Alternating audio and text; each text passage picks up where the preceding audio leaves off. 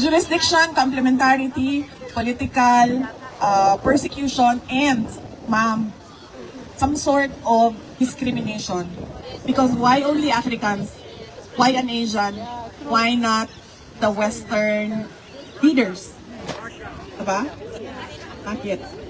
Kasi tayo lang din naman ata ang bansa sa buong Pilipinas na kukunin yung kanyang ang tanga. Nakakahiya. Ano, nahihiya ako. It's shameful. Because, yes ma'am. It's shameful because the world was watching and then they were completely taken aback that there is a government who will deliver its citizen to a foreign jurisdiction to be jailed in another country. When all of them are getting back all their citizens. So that is the ICC, ma'am.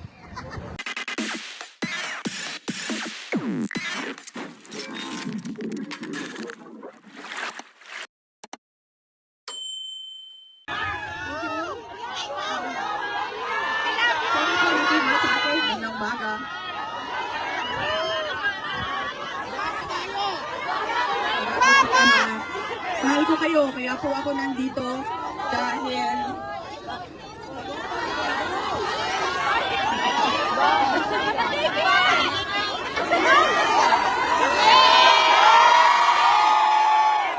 Duterte! Duterte! Duterte! Duterte! Duterte! Duterte!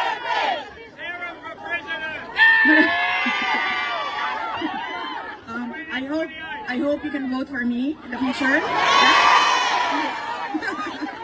You need to register for overseas absentee voting in the Philippine Embassy. Yes? Mga kababayan, Assalamualaikum warahmatullahi wabarakatuh. Madayaw, ugmaayong adlaw, kaninyong tanan. Magandang araw sa inyong lahat. Unahin ko po muna ang aking mga pagpapasalamat dahil baka sa sobrang excitement natin, makalimutan ko po ang mga pagpapasalamat. Una po, ang pagpapasalamat natin sa Diyos. Dahil ibinigay niya ang araw na ito para sa ating lahat. Napakaganda ng panahon, walang ulan, pero yes ma'am, napakalamig. Opo. So, sana humuba rin yung jacket ko ma'am, pero sinabihan ako na mag-uniform daw ako habang nagsispeech. At alam nyo, marami kahapon sa buong mundo ang hindi na binigyan ng isa pang araw ng Diyos. Pero tayong lahat ay nagising ngayong umagang ito, pumangon at nagtipon-tipon dito sa Parliament Gardens para sa ating bayan. Maraming salamat sa Diyos. Pangalawang pagpapasalamat ko ay ang pagpapasalamat ko sa mga organizers at volunteers ng ating programa ngayong hapon na ito. Nagpapasalamat po ako sa kanila dahil tinulungan nila kami na kumuha ng permit, makipag-coordinate sa Australian government at mabuo yung mga gamit na kailangan natin ngayong hapon na ito para sa ating pagtitipon. Pangatlong pagpapasalamat ko po ay para sa Australian Police dahil tinulungan nila tayo na maging maayos at maging mapayapa ang ating pagtitipon ngayong hapon na ito. Palakpakan natin sila. Salamat sa inyo. Ang pang-apat po na pagpapasalamat ko ay sa aking mga kasamahan sa Office of the Vice President dahil sa kanila ang pagod, walang tulog, pawis at hirap para makipag-usap sa ating local Filipino community dito sa Australia para sa ating programa ngayong hapon na ito. At ang panglima po ay ang pagpapasalamat ko sa aking mga fellow speakers. Narinig ninyo sila kanina at nandito din ang ating vlogger na si Maharlika mula sa United States at yung mga iba pang kasama namin kanina para magbigay ng mensahe sa inyong lahat. Ang susunod na pagpapasalamat ko ay sa inyong lahat. Mga kababayan, una po, pagpapasalamat sa patuloy ninyo na pagdarasal para sa kalayaan ni Pangulong Rodrigo Duterte. Maraming salamat po sa inyong dasal araw-araw. Hindi lang dito sa Australia, sa buong mundo at lalong-lalo na sa Pilipinas. Napakarami po nang nagdadasal na siya ay maibalik na sa Davao City at sa Pilipinas. Ang pangalawang pagpapasalamat ko po ay mula po sa akin. Papasalamat ako sa suporta ninyo, sa tulong ninyo, sa kampanya ninyo, sa boto ninyo para sa akin noong halalan noong 2022 at sa patuloy ninyo na pagtitiwala sa akin kahit na marami ang... Sorry. Tapusin ko muna yung pagpapasalamat ko, mama. Sagutin kita. Kahit sa mga atake at pagpapahirap sa tanggapan ng pangalawang Pangulo ay nandyan pa rin kayong lahat para suportahan ang aming mga programa, ang aming mga proyekto at ang aming opisina. Kasama na ang aking mga kasamahan sa Office of the Vice President. Maraming salamat po sa inyong lahat. Ang susunod na pagpapasalamat po ay mula po sa pamilya namin. Napakalaki ng utang na loob namin sa inyong lahat, mga kababayan namin, sa pagkakataon na ibinigay ninyo sa amin na makapaglingkod sa ating bayan. Hindi lahat ay binibigyan ng pagkakataon na tulad ng binigay ninyo kay dating Pangulong Rodrigo Duterte o sa akin man. At yon ay utang namin sa inyong lahat. Maraming salamat po, mga kababayan. Ma'am. We love you, Sara! Duterte! Duterte! Duterte! Duterte! Duterte! Duterte! Ma'am, balikan kita sa budol, ma'am. I-acknowledge lang po natin muna ang mga iba't ibang lugar. Mga tiga iba't ibang lugar na pumunta dito sa Melbourne ngayong araw na ito para tumalo sa ating programa. Una ay yung mga tiga Melbourne. Pangalawa, yung mga tiga Sydney. Pangatlo, yung mga tiga Brisbane. Mga tiga Adelaide. Mga tiga Darwin. And mga tiga Perth. Okay, tulungan niyo ako kung meron. Canberra. Sorry, ma'am. Canberra. Hawaii. Sa Hawaii? Yes. Sa UK. Meron? Yes. Ay, sir. Dito muna tayo sa Australia at sa Canada. Yes. Meron pa akong hindi nabanggit sa Australia? Tasmania. Ang mga tagapangalaga ng Tasmanian Devil. Brisbane, nasabi ko na po. Queensland. New Zealand! Okay. Brisbane is in Queensland. New Zealand! Okay? Punta tayo sa Pilipinas. Sino ang tiga Region 1? Pangasinan, Ilocos Norte, Ilocos Sur? Saan? Ang mga tiga Cagayan Valley, Mountain Province, Ifugao, Kalinga, Isabela? Mga tiga Central Luzon, Nueva Pampanga? Sorry po, sorry. Ang mga tiga Southern Luzon. Ano ba Southern Luzon? Ay, sorry, ang mga tiga NCR, National Capital Region. Manila, Pasig, Quezon City. Yan, nasa gitna. Ang mga tiga Southern Luzon, Calabarzon, Cavite, Laguna, Batangas, Rizal, Quezon, Bicol. Yan. Well, represented tayo, no? Diyan lahat. Diyan lahat ng languages, ang dialect. Western Visayas, Panay Island, Negros Island, Siquijor, walang representative ng Siquijor, kailangan natin sila. Alam niyo na kung bakit. Mabuti nang nandoon sila sa Pilipinas, mas marami yung aswang doon kasi aswang. Nandoon yung mga aswang. Okay. Cebu! Bohol! Leyte! And Samar. Palawan? Romblon, may namita at akong Romblon. At Mindoro. Kita ko. Oo, papunta na tayo sa Mindanao. Unahin natin yung islands. Basilan, Sulu, Tawi-Tawi. Yan. Zamboanga City, Zamboanga del Norte, Zamboanga del Sur, Zamboanga Sibuga. Lahat ng Zamboanga. Farm. Cotabato, Maguindanao del Norte, Maguindanao del Sur, Lanao.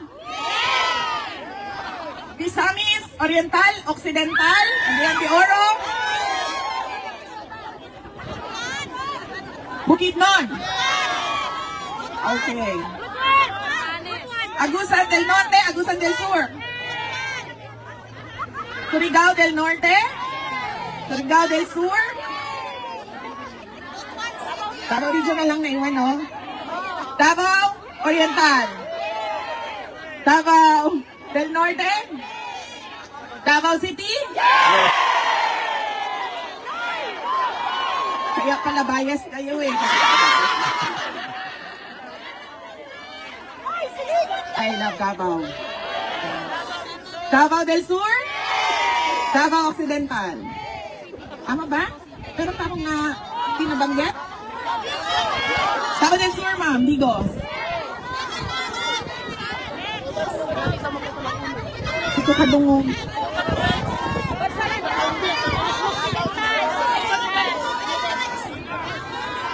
Tacloban? Ma'am, Tacloban, kayo ang dahilan kung bakit nagkakaproblema ang mga representative. Kayo talaga, ma'am. Dahil sa inyo, magulo ang House of Representatives.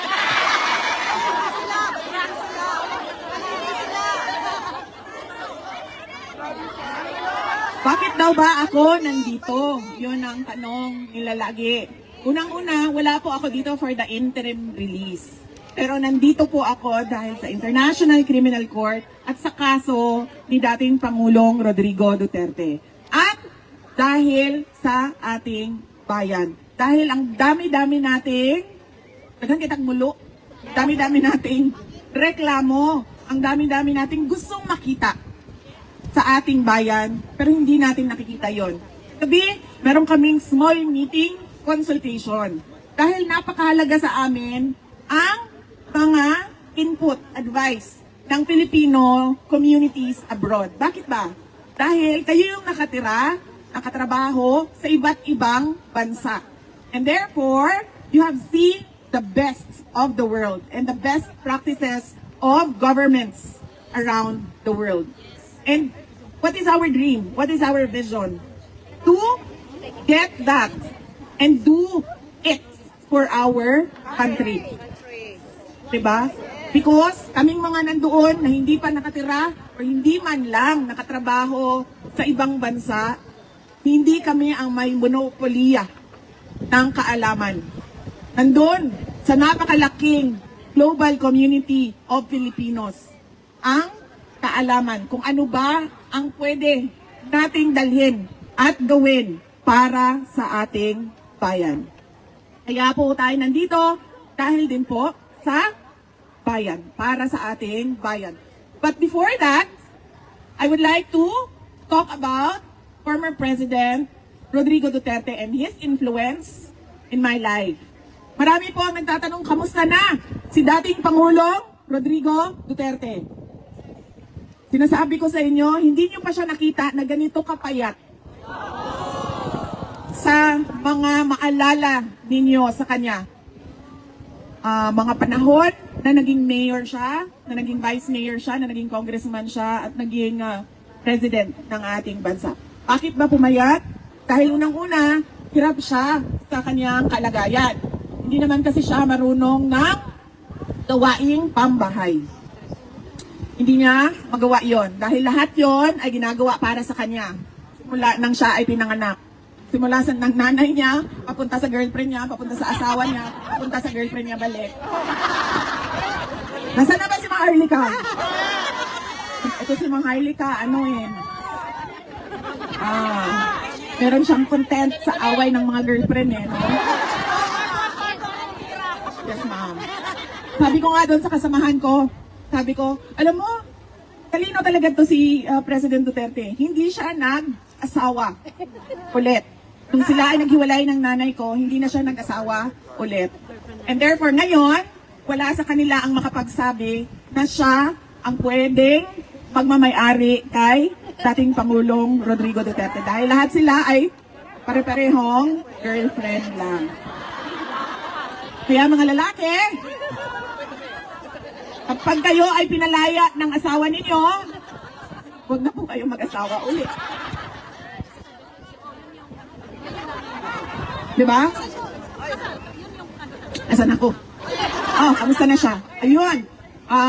Hirapan siya. Pangalawa, yung malamig. Kasi kahit daw may heater sa loob, pumapasok pa rin yung lamig doon sa kanyang kwarto. At pangatlo, yung pagkaluto ba ng pagkain ay hindi yung traditional na Pilipino na luto. Naiintindihan namin na sinusubukan talaga doong detention unit na bigyan siya ng pagkain na magugustuhan niya dahil it's culturally appropriate. Pero syempre, sabi nga nung mga Pilipino na tiga-Hague, ang mga Dutch daw hindi marunong magluto ng kanin. Oo. Hindi daw sila. Pero nagpapasalamat kami. Kasi ilang araw lang na dumating si Pangulong Duterte sa Hague ay gumawa sila ng paraan na mabigyan siya ng kanin or rice sa kanyang meals. Kaya nagpapasalamat kami doon. And syempre, yung lungkot niya na wala siya. Yes, ma'am, isa din yon yung lungkot niya sa walang girlfriend. Pero may I just say, ma'am, no? Kasi magaganda yung mga lawyers niya.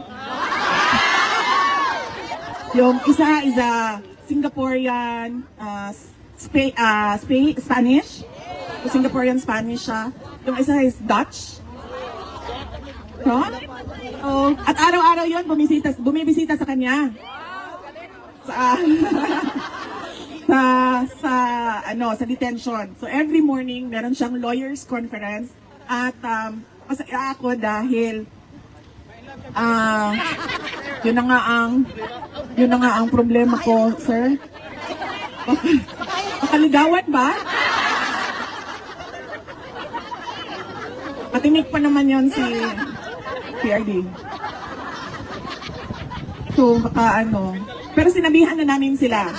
Winarningan ko, ma'am, sabi ko, wag talaga kayo magpadala sa pambobola niyan, ha? May I just say na ang Pilipino na lalaki, mambobola talaga yan sila. Kaya, sinabihan ko na yung mga abogado, sir, kasi nakita ko na yung ganda talaga. Sabi ko, wag kayong magpadala sa mga Pilipino na lalaki.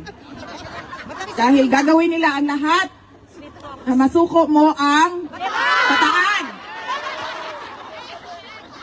Pero pag nasa kanila na ang bataan, ma'am, anong nangyayari? Pumupunta sa Palawan. Punta sa Siargao? Pupunta sa Siargao.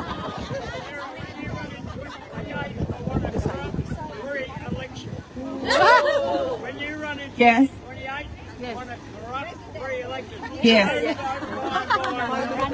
That is what we are working on, and that is what we are pushing for with our senators that are allied with the political party of President Duterte. Discuss ways where we can improve on the election. Overseeing your election. Kaya-read na. Kita ko sa katanda. Yes, sir. We also know of that. There is some sort of foreign interference and influence in Philippine government and political affairs. And yes, as I said, we're discussing with senators, particularly Senator Amy Marcos, on how we can make sure that election results are credible. And we want to start it with the BARM elections, which are upcoming this year.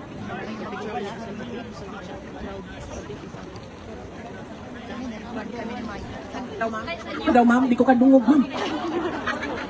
Yes, election. Farm po tayo. Puro tayo.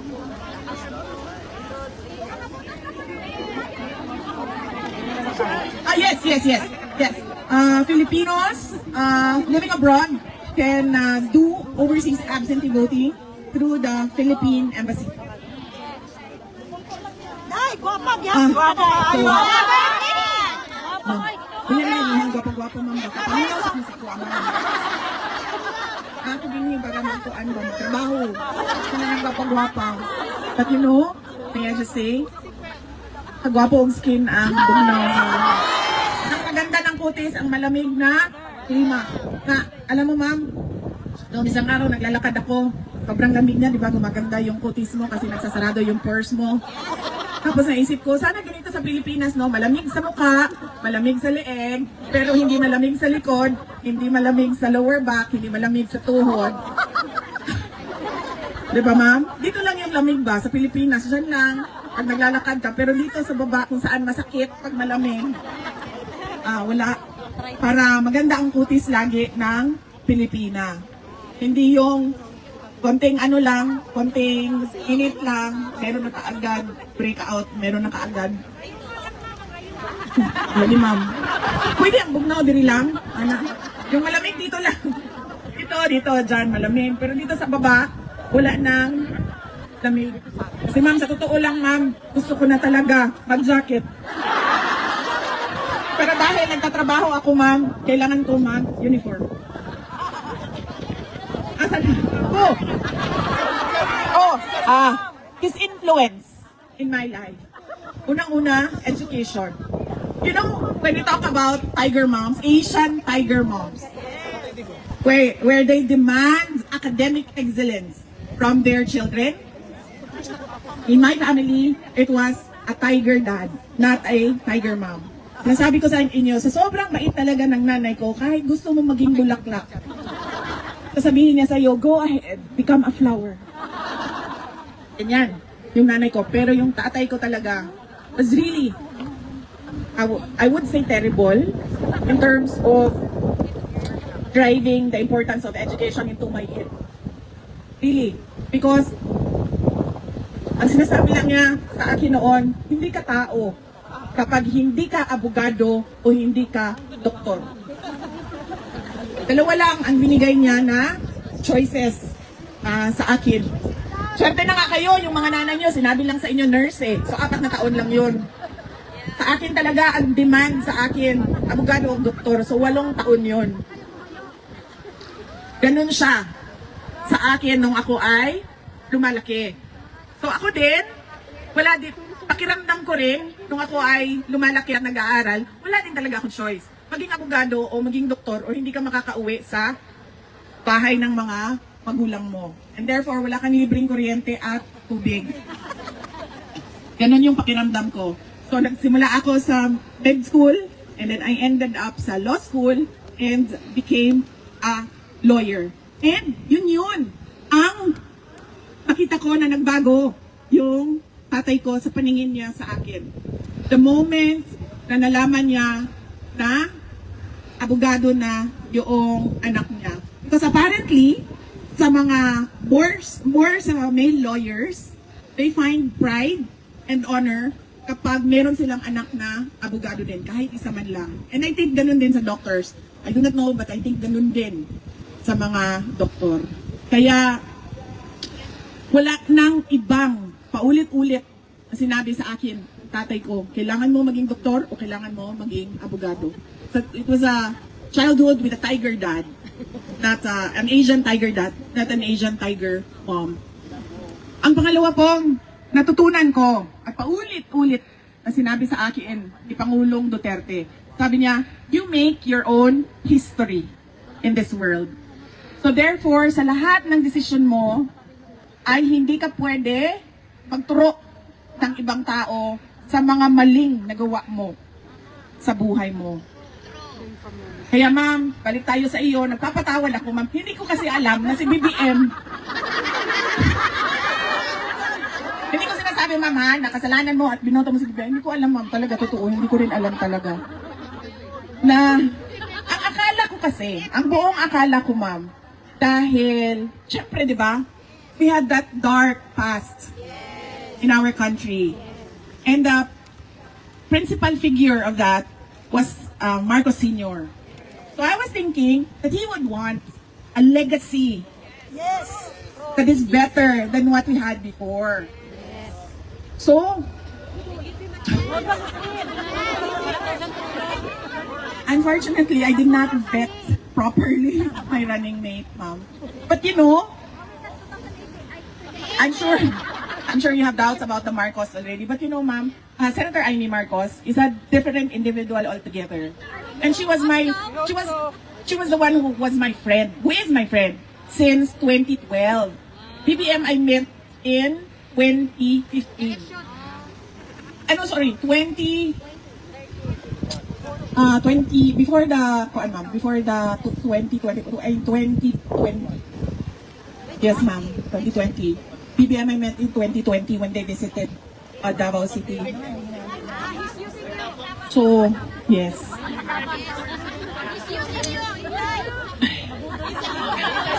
And as PRD said, you make your own history in this world, and I apologize for that decision, ma'am, to run with Bongbong Marcos. Asa mga taga-Siquijor din eh? No, lagi mo ang kun mo. Na! Nandun na. Ma'am, budat-buduting. So that is the second influence. That is that you make your own history in this world. Hindi mo pwedeng sabihin, kasalanan ito ng tatay ko, kasalanan ito ng nanay ko, kasalanan ito ng asawa ko, ng boyfriend ko, kasalanan ito ng boss ko. Kasalanan, hindi. Paulit-ulit niya sinasabi sa akin, you make your own history. So you have to own up to all the mistakes, the decisions, good or bad, your life. That's true. Third. Ano nga ba yung third, ma'am? Hindi ka pwedeng umiyak. Kahit anong mangyari, hindi ka talaga pwede umiyak. You cannot cry at all. Ma'am, when I was 5 years old, and this is so traumatic for a 5-year-old. In fact, 5 years old, you don't have memories, diba? When you were 5 years old. But ako, ma'am, I do. So, nakatira kami sa GSIS, sa Davao City. Natutulog kami sa kasi maliliit pa kami ng kuya ko, natutulog kami lahat sa isang kwarto. So, ang katabi ni, dalawang kama yan, ganyan. Ang katabi ni Manong, si Mama. Wala kasi basta noon, ma'am, kasi GSIS pa ito. So, this was in the 1980s. Early 1980s. Tapos, ako and then si PRD. And then, ang bata ba, hindi mo alam kung ano, hindi ko na maalala kung ano yung reklamo ko at ano yung sa tuwa kong sapot, hindi na ako makahinumdum. Pero, nabuisit siya sa akin, umiiyak ako, sabi niya, huwag ka umiyak. Sabi niya, tas, di ba, I mean, sinusubukan natin huwag umiyak, di ba? Pero nandiyan pa yung, and then even sobbing is not allowed. Tough love. Oh, really tough love. But it helped me. It helped me become a better person. So you cannot sob. No sound at all. So you can cry, but only tears. But you cannot show the tears. You cannot sob. No, not allowed. So I was like, bako. And then he said, oh, I've had enough of this. You go out. You stay in the living room and you sleep in the living room. So I was 5 years old. And then, hanggang ngayon, takot man ako sa cockroach. No? And I think, kasalanan ito ng tatay ko ba? Takot ako sa cockroach. You know that flying cockroach? Huwag yung mga maliliit na cockroach naman. Yung mga lumilipad, yung pag tinignan mo siya, pupunta siya sa iyo. Yung mga ganyan na cockroach. And then, sent me out into the living room to sleep in the living room. And then he locked the bedroom door. So they can sleep peacefully and then I can cry freely outside. Oh. And then when you're 5 years old, your imagination runs wild. It was dark. I cannot reach the light switch.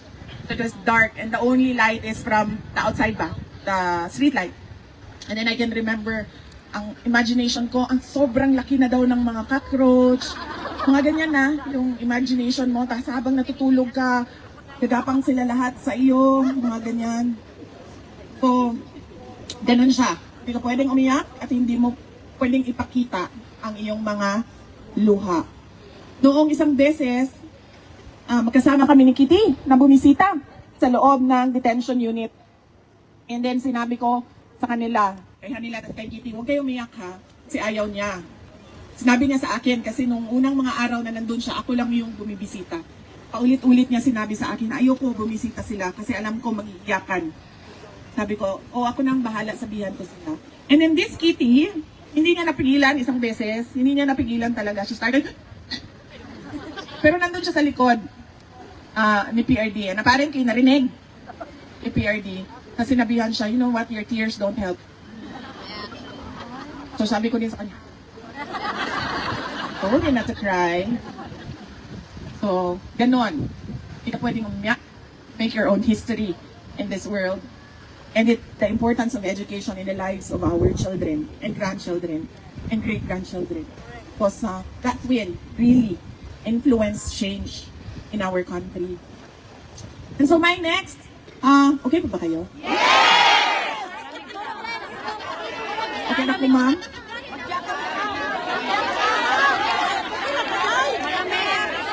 Okay na, ma'am? Okay na, ma'am, pero tulo na sipon, ma'am.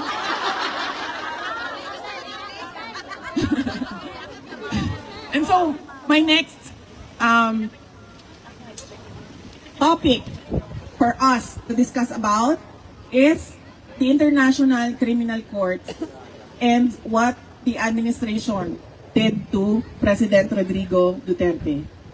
Alam nyo, marami ang nagsasabi sa akin, nasaktan talaga sila nung nakita nila na hindi pinalabas sa airport, dinala sa Villamor Air Base at tinulak paakyat sa aeroplano. And he was too weak to run and resist what they were doing to him. Pareho tayo, ma'am.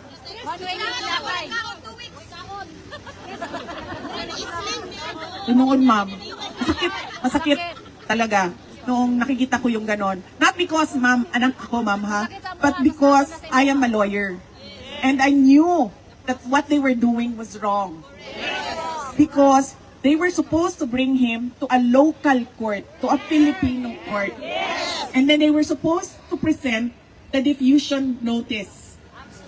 There was a diffusion notice from the ICC to the Interpol directly to the Philippine National Police. So, ang dapat nilang ginawa, Rodrigo Duterte, you have a diffusion notice. Let's go to court. And then they should have presented it to the local court. Pero ang ginawa, ano ba ang ginawa? Yes. Forceful taking of a citizen from his country. Kidnap, if you want to use yung mga naiintindihan ng tao na layman's terms. Pero it was called a rendition in international law. Hindi mo pwede, kasi napansin niyo, ma'am, lahat ng mga may death penalty sa ibang bansa, lahat ng mga nakukulong sa ibang bansa, may kaso sa ibang bansa, at may desisyon na nire-request natin pawiin, ipardon. Yan. Because you're supposed, as a state, you're supposed to protect your citizens at all costs. Even to pay, marami doon sa Middle East, di ba? Kailangan mo magbayad ng blood money. Even to pay blood money so that you can take back your citizen. You don't ever take a citizen from his country and submit him to a foreign jurisdiction. You don't do that at all. That is very basic for a government to follow. So yun ang, hindi dahil sa anak ako, ma'am, pero dahil sa abogado ako. E naiintindihan ko talaga na mali yung ginagawa. At ang masakit pa, the people who say that they are for liberty, democracy, and the rule of law were celebrating. They were celebrating the rendition of a former head of state. Alam nyo, sa ranking, sa hierarchy, doon sa atin sa Pilipinas, former heads of state, meron yan silang some sort of protection. And we did not see that in the case of President Duterte. And then we go to ICC. in terms of complementarity. Ibig sabihin po ba, sila ay isang justice system. Yung bansa natin, Australia and the Philippines, merong sariling justice system. Nakita na natin, bago siya naging presidente, merong investigation, merong hinukay sa Davao City, merong public inquiry na nangyari. Nandun lahat ng mga Davaoenyo, pinatawag, umaten. Pero meron bang kahit isang kaso na na-file dahil sa sinasabi nilang war on drugs o dahil sa DDS? Wala. Naging presidente siya. Tumuloy ang pagtatanong at pagsasabi na merong kamalian na ginawa. Meron bang kahit isang kaso na final sa korte natin? Sa dami-dami ng mga final na kaso from 2016 to 2022, kahit isa, wala. Kahit isa man lang nasabihin natin na biktima ng EJK. Meron? Pero merong wala si President Duterte. Dahil meron lang nakita na pag-abuso ng mga pulis. Which was properly decided in Philippine courts. Natapos ang termino ni Pangulong Duterte. Wala na siyang power, wala na siyang authority, wala na lahat. Dahil bago na ang Pangulo. Meron ba kahit isang kaso na na-file sa Davao City o kahit saan man sa Pilipinas? Wala.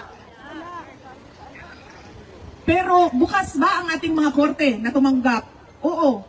Libre ba sila na tumanggap without undue influence from former President Duterte na tumanggap ng kaso? Yes. Yes. Dahil bukas ang mga korte. So hindi dapat nakikialam ang ICC. Dahil we have fully functioning judicial courts from the lowest level up to the Supreme Court. Pangalawa, jurisdiction. Hindi na po tayo membro ng ICC. Umalis tayo being a member of ICC in 2017, I think. Hindi ko lang alam kung tama yung number ko, yung year ko. 2017. Kailan sila nag-imbestiga? Nag-imbestiga sila 2 years after ng withdrawal natin sa ICC. Hindi pwede yon. Bakit? Kasi ibig sabihin, pwede ka na mag-imbestiga for all eternity. Kung wala kang period na hanggang saan ka lang pwede mag-imbestiga. And there was a case, a previous case in the ICC na nagsabi ang ICC na hindi na pwede. Dahil lampas na. Kahit hindi man sila member ng ICC, ang Pilipinas, pero lampas na tayo sa panahon na pwede mag-imbestiga. And so dapat ang ginawa ng ICC, hindi nila tinuloy ang investigation, hindi nila tinuloy ang kaso. Pangatlo, kung napapansin nyo, sino lang ba ang kinakasuhan ng ICC? Yung mga African countries. Lahat ng cases doon. Alam niyo ang kasama ni PRD? Mga black na French-speaking. Doon, sa loob. All African countries. Si PRD lang ang first Asian na kinasuhan ng ICC. And so, we ask, bakit walang Western cases? Diba? Dahil yes ma'am, hindi nila kaya. Hindi nila kaya ang mga kahapon lang may binomba na bansa. Diba? Ilan ang patay doon? Ay, hindi na natin alam. But I'm sure may mga patay doon. And ano ba sinabi ng ICC? Wala. So bakit sila nakikialam sa isang presidente na ginawa lang niya ang trabaho niya para sa bayan? Pang-apat, ma'am, it is clearly politically motivated. Panahon yon ng kampanya. Panahon yon na nagsisimula si Pangulong Duterte lumabas para mangampanya sa kanyang kandidato ng PDP. Pumunta na siyang Hong Kong para sa kanyang mga senator candidates. Meron ng mga schedule at plano sa pangangampanya. At dahil meron tayong insecure na administration na ang gusto gawin ay magturo ng ibang tao sa kawalan at kamalian nila ay hinila nila si Pangulong Duterte para hindi siya makakampanya para sa kanyang mga kandidato. Para matabunan ang fight ha. At para tanggalon si Inday Sara. Ambot bitaw, nga no. Ay ma'am, wala ito kasabot nga no si Inday Sara na lang man yun. Sarapon. Tapos pagkahuman, nangutanan na po mo sa beauty secret. Kuan ma'am, Nature Republic na sunblock. Nature Republic na sunblock. Tapos Anessa na powder sunblock. Double sunblock ni ma'am. Kaya abi maguna ko paatubangon ko ninyo dito dili day. Daghang salamat ha kamo day nagatubang sa iya. Double sunblock, Nature Republic, Anessa na powder sunblock. And then ano sa pagani niya akong blush on gani? Nature Republic ako ang eyeshadow. MAC ang ako ang lipstick. Nakalimot ko sa brand sa ako ang blush on. O na siya. Ako ang kilay ma'am kay Kuan, Bobby Brown.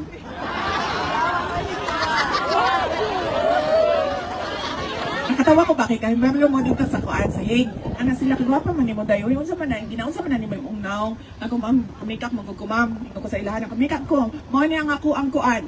Mo ni ang ako ang ginagamit Nature Republic, Revlon na press powder. Ang ako ang NARS to gigamit ako at the time. NARS na blush on anya lipstick. Daghan nag-ato og SM. Kaybaw ko ani. Kay ako po, nagpapalit ko sa ako ang press powder na natural tan sa Revlon. Kaya nahurot naman. So, anak ko sa ako ang kauban. Anak ko, palihog ko biya ato dito sa SM. Tanaw, ato sa SM kay palit atong press powder na natural tan. Pag-abot niya dito, siya. Atong press powder na natural tan. Tapos, yung anak kong babae. Daghan ang itaana kay tungod kay Inday Sara. Siya. Wala na dinhi sa amoa. Yan siya. Ikaduha, dili tanan naong pwede sa natural tan. Inari na yun, ma'am. Ang sales personnel. Yan mo siya nisulti kay para kay Inday Sara. Yan siya nga, hindi naman para sa kuha, para man kay Inday Sara. Ingana, ma'am. Ingon kong katong Revlon na kuan. Tinunod na, ma'am. Malay binuang, baka na si Mayen. Tutauban ako. Kanangyo ko sa iya, wala na daw itong natural tan na press powder. So, wala akong kasabot nga no, si Inday Sara na lang mangyod ang hinungdan sa tanan. Ang tawag sa iya, ma'am, political scapegoating. Kanang magsigikag tudlo, kaning tawhanan ni, para malimtan. Tama ka, ma'am, para malimtan ang problema sa budget, para malimtan ang blanco sa budget, para malimtan ang mga kinahanglan nila buhaton, pero wa nila ginabuhat, kanang mga ingon anak. And so, si Kateki, ma'am, asa to siya, ma'am, naka-off man siya, ma'am. Pero na ako'y kauban din, ma'am, kanang uncle ni Kateki. Ang tawag nga mo sa iya, kay tigulang naman siya, ma'am, no? Ay, sorry, sir. Katingko ang tawag naman siya, katingko. Kaya kinahanglan naman siya o kuan, katingko para sa mga sakit-sakit. Bawas, ma'am. Siya, ma'am. Kanang murag si Tom Cruise pero dili. May pasak ba? Ito, ma'am. Kay Sisi, ma'am. Ay, wala mong katawa niya. Buta na nila, ma'am, uy. Wala siguro na sila. Wala sila nalipay sa ilang trabaho, ma'am. Wala di mo katawa. Ha? Tawa? Jurisdiction, complementarity, political, persecution, and, ma'am, some sort of discrimination. Because why only Africans? Why an Asian? Why not the Western leaders? Diba? Bakit? Kasi tayo lang din naman ata ang bansa sa buong Pilipinas na kukunin yung kanyang ang tanga. Nakakahiya. Alam mo, nahihiya ako. It's shameful. Because, yes, ma'am. It's shameful because the world was watching and then they were completely taken aback that there is a government who will deliver its citizen to a foreign jurisdiction to be jailed in another country. When all of them are getting back all their citizens. So that is the ICC, ma'am. And then we go to the Philippines. Our favorite topic. Ang dami-dami nilang sinasabi, napakaganda na ng ekonomiya natin. Tingnan nyo, pababa yung inflation, madaming investments. We are on our way to becoming from a developing country to the next level. Maganda siya tingnan sa papel, It looks good on paper, but you don't see it at all in the everyday lives of the Filipinos.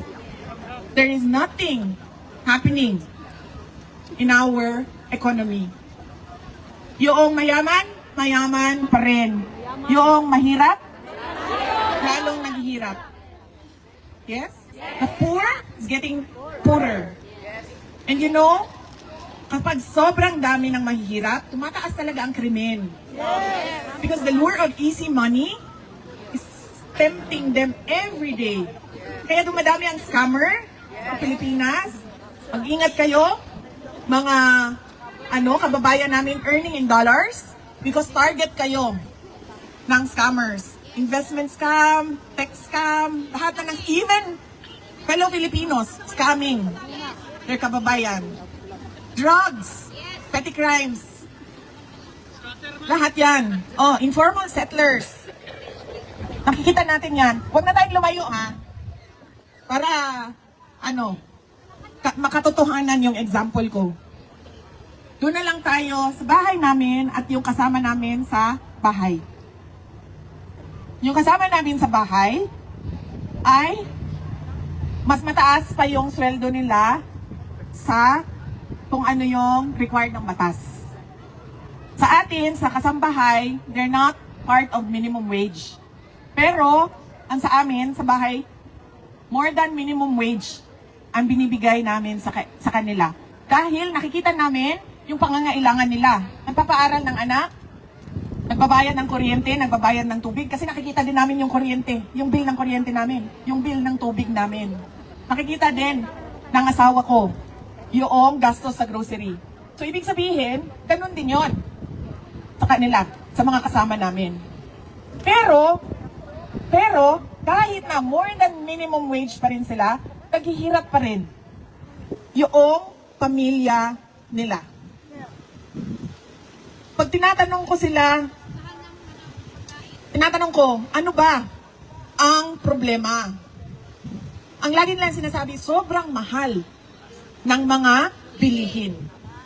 Sobrang mahal ng bigas. Yan ang laging sinasabi sa akin ng mga kasama namin sa bahay. In fact, yung mga kasama namin sa bahay, pag sinasabi ko, kasi dalawa doon, graduate na ng college, ma'am. Nag-aaral sila. Pumasok sila sa amin, nag-aaral sila, graduate na sila ng college. Dalawa doon, natapos sa alternative learning system. So, meron silang equivalency for fourth year high school. Pag sinasabi ko yung dalawa, ma'am, maghanap ka na ng trabaho, day. Kay, magsige na lang ka, kauban sa balay, dinhi, wala kay ginabuhat. Dagko na kay akong mga anak, ma'am, sa tinuod lang. Ang anak, 17 years old, 12 years old, ug 8 years old. Kinahanglan pa ba na og assistant? No, di na kinahanglan og assistant because we want them to be independent. Pero ang ilangang mga kauban, ma'am, dili manghawa. Anak ko, pag-apply na sa barko, sa cruise ship, pag-apply na sa hotel, because they're both graduates of HRM. And what do they say? Dili rami kay mas dako pa amo ang sweldo din niya kay kontra sa magtrabaho mi din sa Mandaya Hotel.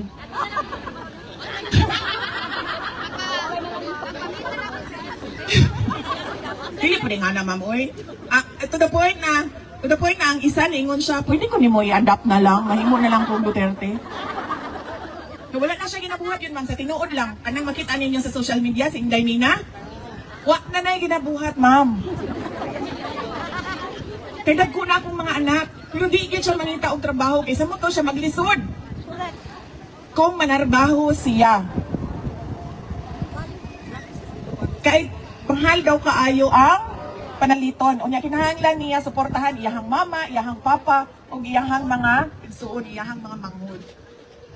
So really, good on paper, but nothing at all on the ground. Utang ng Pilipinas. Magkano na po ang utang ng Pilipinas? 16 trillion. Yes, 16 trillion ang utang ng Pilipinas.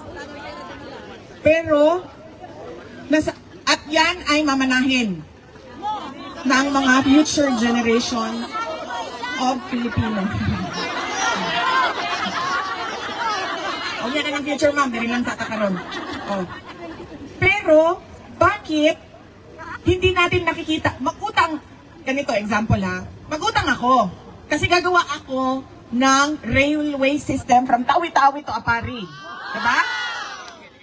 Mag-utang ako ng ganyan. Understandable. Kasi hindi mo naman yan kukunin sa sariling budget. Diba? It has to be a foreign-funded project. Pero bakit 16 trillion ang utang natin? And wala din tayong nakikita.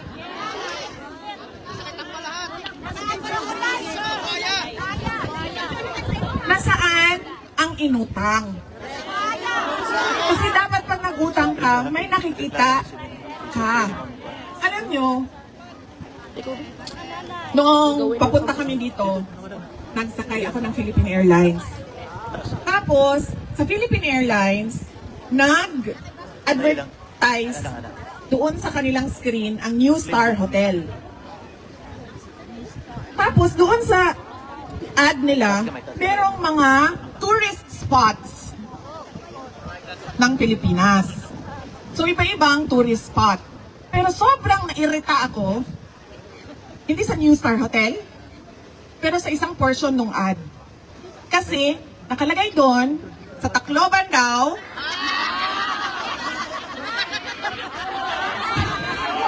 anong tourist spot niyo doon? Diba? Ano ba? San Juanico Bridge. Tourist spot daw ang San Juanico Bridge. Alam niyo ba gaano kahaba ang San Juanico Bridge? 2.6 kilometers. Sobrang irritated ako. Paano naging tourist spot ang 2.6 kilometers na bridge? Ang bridge sa China, papunta sa Shenzhen, papunta sa Macau, papunta sa Hong Kong. Gaano kahaba? 264 kilometers. Yun ang tourist spot. Yun ang modernization. Yun ang infrastructure. Hindi ang 2.6 kilometers na San Juanico Bridge na ngayon, nagkakagulo pa paano ayusin. Diba? Hindi ko alam bakit hindi nakikita yon ng administration. Hindi tourist spot ang 2.6 kilometers. Ang 264 kilometers, yan ang tourist spot. Umutang ka, gumawa ka ng 264 kilometers na tulay sa Pilipinas. Kahit hindi nagkailangan ng tulay, gawan mo ng tulay. Kasi 264 kilometers yan. Tulay, tulay, tulay. Diba? Cagayan de Oro, to Siquijor, to Dumaguete, tulay papuntang Cebu, Cebu papuntang Bohol, Bohol papuntang Leyte, Samar papuntang Bicol, yan. Romblon papuntang Marinduque, Marinduque papuntang Batangas, ala, tulayan mo yan lahat. Yan ang tourist spot.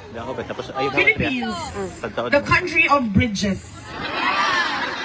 Yan ang tourist spot. Huwag na akong bigyan ng ad ng Pilipinas at sasabihin ninyo sa akin, tourist spot ang 2.6 kilometers. We're living in the 1970s. Diba? Ekonomiya, maganda sa papel. Utang, na wala tayong nakikita kung saan napupunta.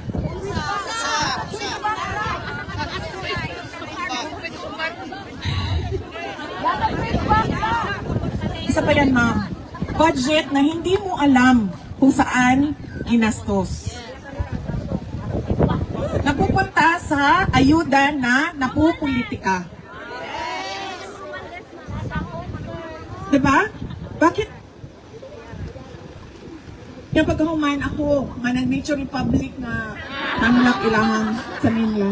Kung man lang gani sila kakita, kung man lang gani sila nakareklamo, ngano ingana inyong hangad. Pagbuhat mo og tourist spot na 2.6 kilometers. Huwag mo na ulaw sa China? Dingon po ng China, uy. Maulaw po mi sa Pilipinas, uy. Kaya 2.6 lang ilahan tulay. I don't know. I do not understand. Why? Why?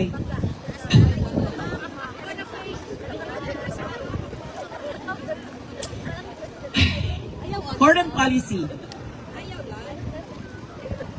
It is stated in our constitution that we should have an independent foreign policy. That do not lean to a foreign power, that do not favor US or do not favor China. Yan na lang ang example natin kasi yan naman ang reality natin. Yung gitgitan ng US at China. We already won in the arbitral award. We already have an award from that case that we filed with using the UN Convention on the Law of the Seas. Nanalo na tayo dyan. Alam na ng buong mundo na sinabi sa arbitral award sa Pilipinas yan. And therefore, the only thing that you need to do is force the recognition and the implementation of the award through diplomatic channels. Hindi yung kikilingan mo, tama ba ang Tagalog ma'am? Kikilingan mo ang isang foreign power, papapasukin mo ang mga missile ng foreign power sa bansa mo na alam mong kinaiinisan noong kalaban niya na wala ka namang kinalaman sa gitgitan nilang dalawa. That is not independent foreign policy. Yung problema natin sa West Philippine Sea do not make up our entire relations with China. And so therefore, there is no reason for you to lean towards the US. You have to always stay in the middle because you are not a part of the bigger conflict. You always stay in the middle. You are friends with US, yes. You are friends with China, yes. And why not? Diba? And we are friends with Australia. We have very good bilateral relations with Australia. In fact, we want to take it to the next level and forge stronger ties with Australia. And not just Australia, with other countries as well. So, I do not understand why is our independent foreign policy lost in the discussions. Dapat niyan, kaibigan mo lahat. Huwag kang kumampi. Dahil hindi mo naman problema ang problema nila. Hindi mo naman away ang away nung isa. Saan mo gagamitin yung missile? Sino ang gigera sa Pilipinas? Diba? Dapat yan, balanse lagi yung foreign policy.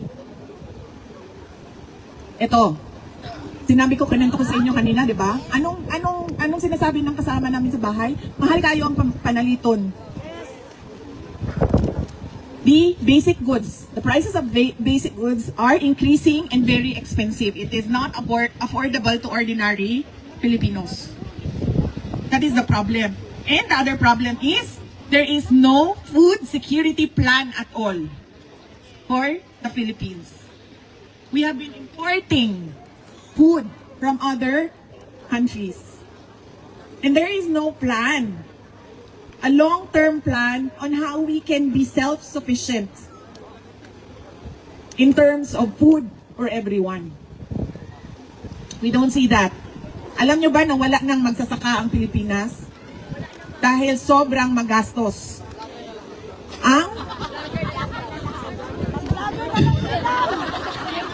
Grabe ka, ma'am. Mga vlogger na lang daw ang nasa Pilipinas. Ano daw magsasaka?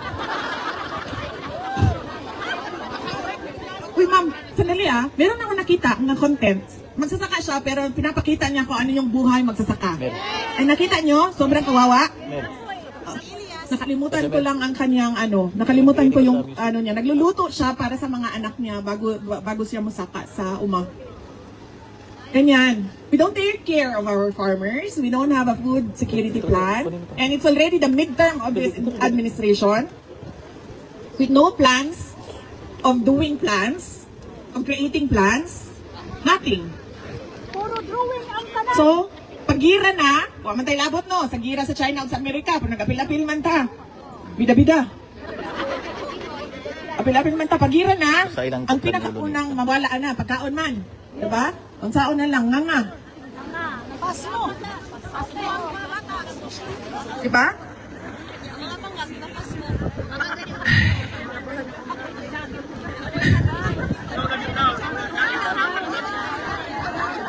Ay, okay na ko, ma'am. Ibalo ka, ma'am. Inaano po lang akong vitamins. Akong regimen sa vitamins, ma'am. So, I'm okay. Sa ganitong atong ganing gipalit na to sa Hague. Uy, ako ra ba ni palit ato? Basta for memory and concentration, curcumin and unsa ganing ginger, ma'am, kanang isa. Turmeric. Yes, that one. And then the other one is calcium, magnesium with vitamin K and vitamin D. 2 tablets a day. Ang turmeric, 1 tablet a day. And then calcium, magnesium, vitamin K and vitamin D, 2 tablets a day. And then hair, skin, and nails with collagen, 4 tablets a day. Yes, ma'am. Wala ko fish oil, ma'am. Should I take fish oil? Wala ko fish oil. EPA and DHA, no? Wala ko ano. Mahal mo gudang umakur, ma'am. Uy? Mahal ang umakur, pero sa hair, skin, and nails, okay na, no? 3 tablets, 4 tablets a day. Wala ko fish oil. And then, so ka na? And then ako maintenance, ma'am. Gusto mo kay kumukaon, no? I'm sure napansin na ninyo sa akong lawas. So kay kumukaon. So, uncontrolled na nga ako ang triglycerides. So, na ako'y 1 tablet, combined na siya. Rosuvastatin and fenofibrates. Combined. Rosufen. High blood, ma'am. Wala ko, ma'am. Kaya ka nang nag-practice yung ko o kuan, ma'am. Inner peace.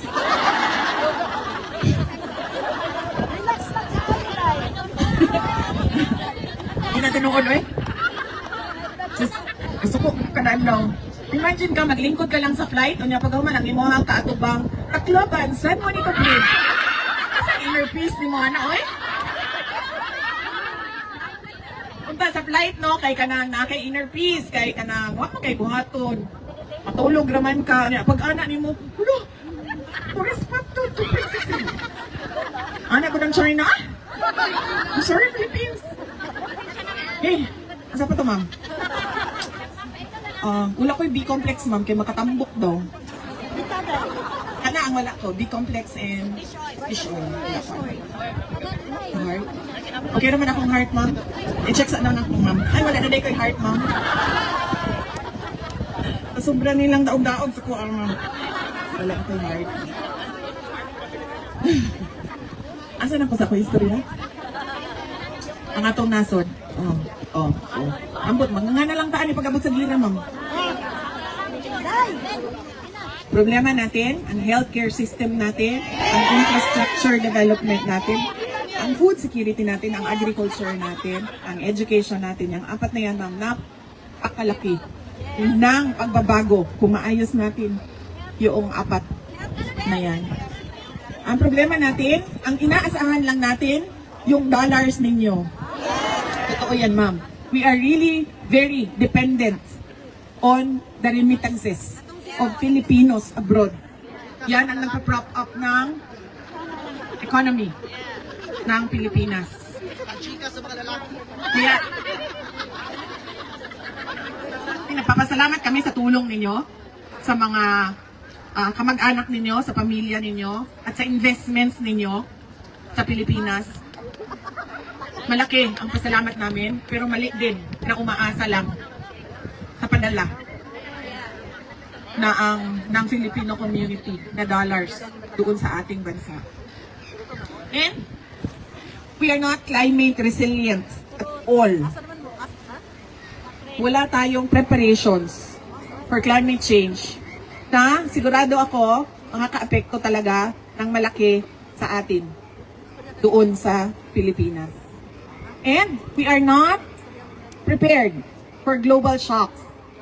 Pansin nyo, walang ginawa ang Pilipinas sa tariff restrictions. May narinig ba kayo na ginawa natin? Wala. May narinig ba kayo na preparation natin sa effect ng Iran and Israel conflict? Hindi daw siya makialam. Ayaw niya makialam. Bahala na daw ang OFW. Napakalaki ang kailangan natin gawin. Ayaw ninyo gitudlo si Inday Sara ha? Kisa ganito ganin na sa gitudlo ha? Imuha ng mama na, uy, ma'am, excuse me, mamana nato ni tanan. Ako lang pala ang Pilipino, ma'am. Excuse me, mama ha? Dili ito mag-dual citizen na mo, di na mo Pilipino. The problems of the Philippines are still your problems. And we need to come together to see a better Philippines. So, nanata sa future. Okay. Kunya na ma'am. Kunya na ng 2028. Ano pa? Kunya na ng picture. Matindog ko din hangtod doon yung gabi. Mag-picture lang mong tanan. Ano sa mo ba? Kaya nagtrabaho pa ko ba? Unsa man nato ang buhaton sa ICC? Unsa may hangyo na mo? Unsa may mabuhat ninyo? Yes? Paunsa nato siya mapauli? You convince the governments of Australia, because Australia is a member of the ICC, to look into the case of President Duterte and the injustice that he is receiving, that he's been getting from the ICC. Imagine mo, detained ka and you have no options for bail. You only have interim release, which is subject to the approval of the court. Maugani, ma'am. That is why I'm telling you, you talk to the government of Australia. Come together. Sit down. Come up with a position paper. Bring his case to the local Australian media. Bring his case to the global community through your social media accounts. That is what we need to do for the foreign governments. Maliit lang tayo na bansa, pero sabi nga nung kausap ko kagabi, pag ang mga Pilipino sa buong mundo hindi matrabaho ng isang araw, mapalong ang tibuok kalibutan. Diba? Maliit tayo ng bansa. Thank you, sir. Pero, gamay pero makapuling. Gamay pero yayay. And then what can we do for our country? Madami pa tayong, huwag tayong tumingin na, sa 2028 na lang, sa 2028 lang, tapos nag-give up na ako ngayon. Nag-give up na ako. Hindi pwede. Diba? Kailangan natin sabihin, saan ba ginagamit ang budget? Kasi gusto namin makita. O doon ba sa kalsada? Bakit lubak-lubak? Pangit ng pagkasemento ng kalsada. There must be something wrong. Sementado ang kalsada pero makuhaan ang buntis. Napati nga na nga semento nga. Isemento na, gi-asfalto na, pero bako-bako gihapon. Diba? Highway. Kung agi ang kanang nagsakay nga buntis, dire. Buntis pa siya. Pagkahuman niya sa lubak-lubak na highway, nanganak na siya. Diba?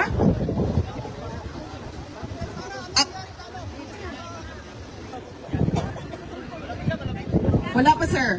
Padayon gihapon ang discussions sa kaso questioning the blanks in the budget, pero sige gihapon gamit sa kwarta. Wala tayo problema sa paggamit sa budget, basta makita lang nato asa gigamit ang budget. Dili nang nahurot na lang sa ayuda o na magic na kung asa. Yes. Nagbenta ng gold. Lahat ng bansa, nag-imbak ng gold. Tago ng gold. Awas-awas na ang ilang gold reserves. Ang Pilipinas, nagbaligya og gold. At tingala mo na sila ang tanong sa tuwa ba, ang Australia, ang sa mali sila? Namaligya man. Diba? We are not prepared for climate change. We are not prepared for war. We are not prepared for global shocks. Because there is no plan at all. There is no vision at all. I've been a member of the cabinet. And there was no direction at all. So we need to come together and push for the administration to give what is rightfully for the country. Ano yun? Security. Infrastructure development. Healthcare.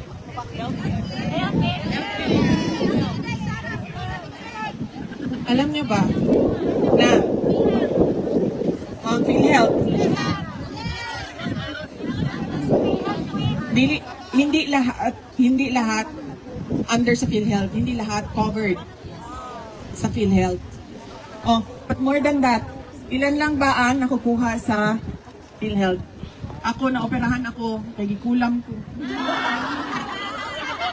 Oh. Parang? Oh, nakoperahan ko din naman, kaya gikulam ko. Sige, may minuang. Diba lang ako? Kalimot lang ko sa kang numbers ba? But I think, kuan to siya, wala siya kaabot og 1 million eh. Mga 900 plus thousand siya ang ako ang kuan operation. Gado na sila gibutang na titanium. Sa ako ang liog. Nakita mo anang kanang mangkukulam at tusok-tusokon ang dal. Ang katong mangkukulam diri sa liog niya si ana-ana oh.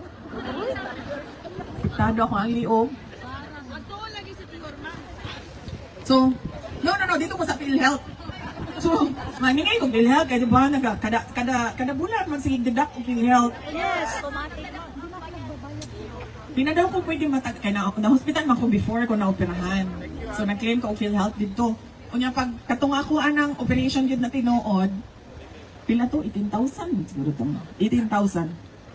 Ana lang. Ang deduction sa PhilHealth. And nag-contribute ko since 2007. Katong nagsugod ko og trabaho. So almost 20 years na ko sa PhilHealth na sige og contribute. I can forgo 18,000 sa PhilHealth. Pero the people who do not have the means to pay for their hospital bill cannot forgo 18,000. Balo mo sa amo ang opisina. People come with 1.5 million, 3 million na bill. And then they have to go around offices. They have to go to DSWD, to congressman, senator, to OVP, to PCSO, to PAGCOR, requesting for assistance. Na pobre na ang pamilya, napuno na sa utang. Because there is no proper healthcare system. Yan. So ano ba ang dili ma'am, tungod niya siya sa ako ang kanang GERD na acid gani. Tungkarat siya sa ako ang tutunulan. Ibalo ba mo? Pag matulog ko, adlaon, ingon ko sa akong mama, ginakulam na po ko ni Lisa mo. Magigda ko. Kalit lang kay kanaganing acid. Mabalit tanan niya. Sa nahili mo kuan siya sa imong chest, dire. Oh, heartburn ba tawag ana ingon nila GERD daw, acid reflux. Tapos anak ko sa ako ang kauban. Kabalo mo, ang problema gid nako no kaya nga ako ang acid reflux. So kay hinungdan ani no, ana itong ako ang kauban kusog magugamo kaon. Pag kusog kamo kaon, mag-overwork ang emohang tiyan. to digest. So, daghan ng asin. So, dapat daw, dili ka mukhaon ng daghan bago ka matulog. Tulog. Yes. O, naiyahan ingon. Pero ang nadunggan lang nako, ma'am, kusog daw ko mukhaon. Yes, we have to come together to serve our country, to work for our country, to make plans for our country, and to make sure that we have a country to give, to live with our children. And we all know what we want to see in our country. And we must make sure that the government does the work and performs accordingly for a better, brighter, and more prosperous Philippines. Patuloy natin mahalin ang Pilipinas. Mga kababayan, ang lahat ng ginagawa natin ay para sa Diyos, sa bayan, at sa bawat pamilyang Pilipino.